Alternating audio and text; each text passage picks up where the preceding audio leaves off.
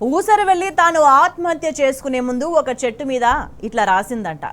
రంగులు మార్చడంలో రేవంత్ రెడ్డి నన్నే మించిపోయాడు, ఇక నాతో ఏం పని అని సూసైడ్ నోట్లో రాసిపెట్టి చచ్చిపోయిందంట పాపం ఆ ఊసరు వెళ్ళి. మరి లేకపోతే ఏంటి, టకీ టకీమని రైతు బంధు వేస్తా అన్నాడుగా రేవంత్ రెడ్డి. టకీ టకీ లేదు, టపీ టపీ లేదు.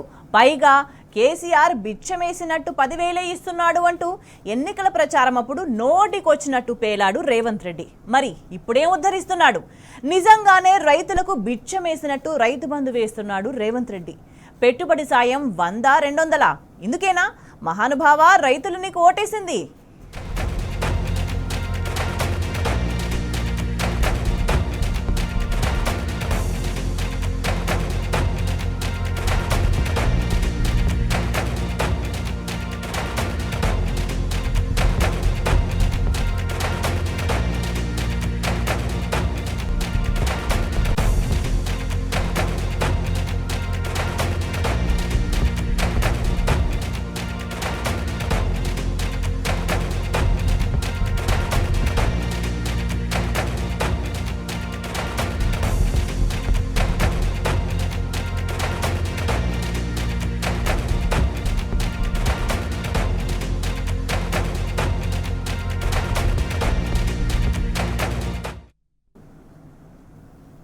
కాంగ్రెస్ ప్రభుత్వం ఒక రైతుకు ఒక SMS పంపింది.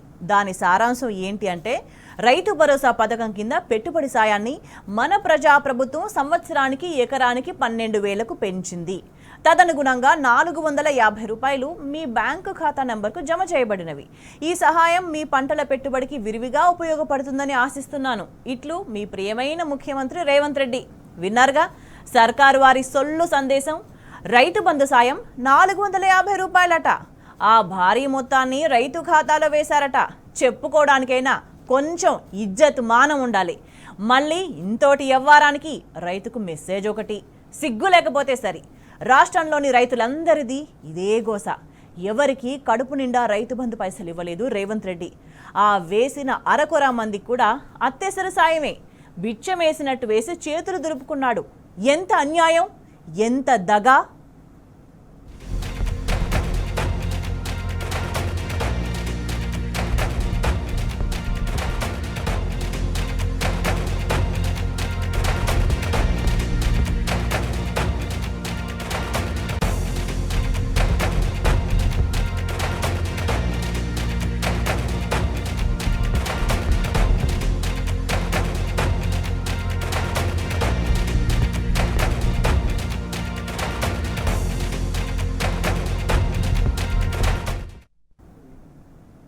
రేవంత్ సర్కారు వారు చేసిన రైతు బంధు సాయం ఎంత గొప్పగా ఏడ్చిందో గణాంకాలు వివరాలతో సహా మీ ముందుకు తెస్తున్నాం.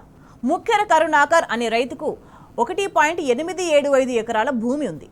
లెక్క ప్రకారం ఈ రైతుకు 7,312 రూపాయల రైతు బంధు సాయం రావాలి. కానీ ప్రభుత్వం వేసిందెంత? 5,325 రూపాయలు. అంటే కరుణాకర్ అనే రైతుకు 1,987 రూపాయలు కోత పెట్టింది ఈ ప్రభుత్వం. ఇంకో రైతుకు 1 ఎకరం 28 గుంటల భూమి ఉంటే ఆయనకు వేసిన రైతు బంధు పైసలు 4,500. అంటే ఆ రైతుకు అడకత్తెరే.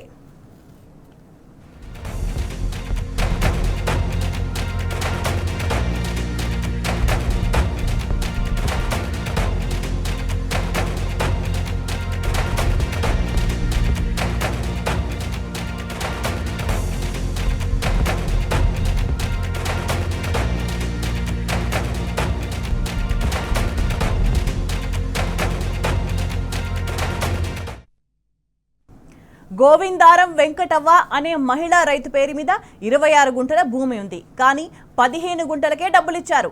వెంకటవ్వకు 2,250 రూపాయలు అకౌంట్లో వేసి మమ అనిపించింది ఈ సర్కార్. అటు ముఖ్యర రాజు అనే మరో రైతుకు 1 ఎకరం 17 గుంటల భూమి ఉంటే కేవలం 17 గుంటలకు మాత్రమే రైతు బంధు పడింది. ఎకరానికి నిలువునా కోత. తమలాంటి చిన్న రైతులకు ఇంత అన్యాయం చేస్తే ఎట్లా బతకాలి సార్ అంటూ ఆ రైతు గోడుగోడున ఏడుస్తున్నాడు.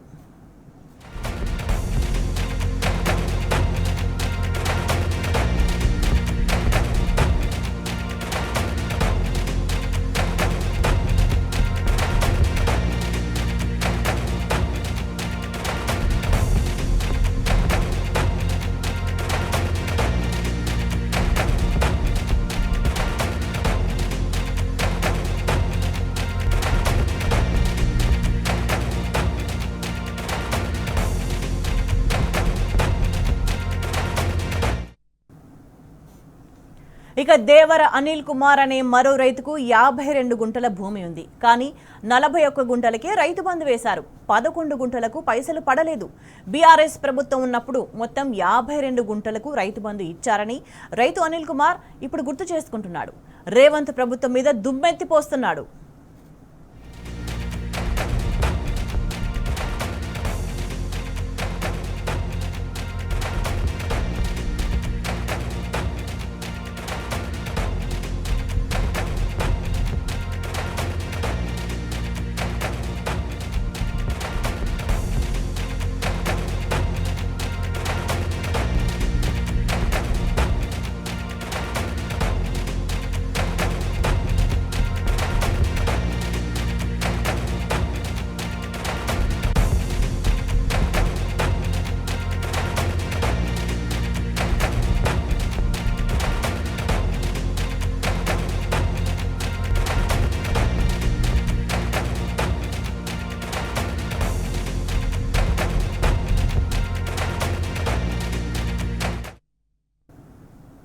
గొల్ల మాణిక్యం చిన్నకారు రైతు.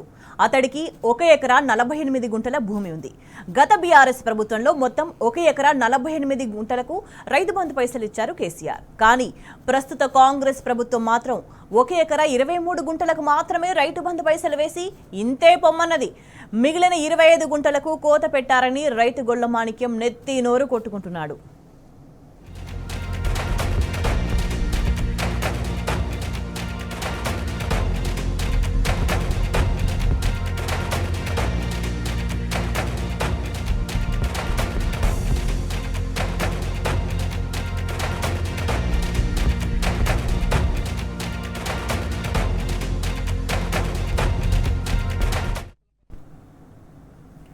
మీరే చెప్పండి, దీన్ని పెట్టుబడి సాయం అంటారా?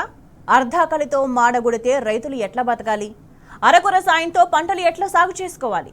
ఈ మాత్రం దానికి రైతుకు అది చేస్తాం ఇది చేస్తామంటూ బొంకుడు మాటలెందుకు? రేవంత్ సర్కార్ దుర్మార్గాలు ఇక్కడితో ఆగిపోలేదు సుమి. రైతుల్ని మోసం చేయడానికి నయా కుట్రకు కత్తులు నూరిండ్రు. అదేంటంటే రైతు భరోసా వెబ్సైట్లో నుంచి ఏకంగా భూముల వివరాలు మాయమైపోతున్నాయి. రైతుల భూముల డీటెయిల్స్ గుట్టు చప్పుడు కాకుండా గల్లంతవుతున్నాయి.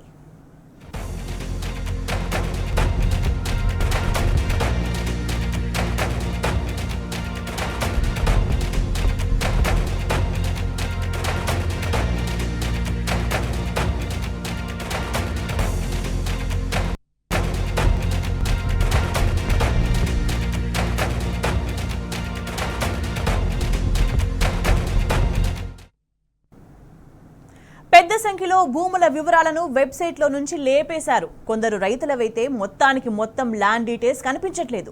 మరికొందరు రైతులకు సంబంధించిన సగం భూముల వివరాలు మాత్రమే వెబ్సైట్లో కనిపిస్తున్నాయి. ఇట్లా రాష్ట్రమంతటా వందల కొద్దీ సర్వే నెంబర్లను అధికారులు బ్లాక్ చేసి పడేశారు.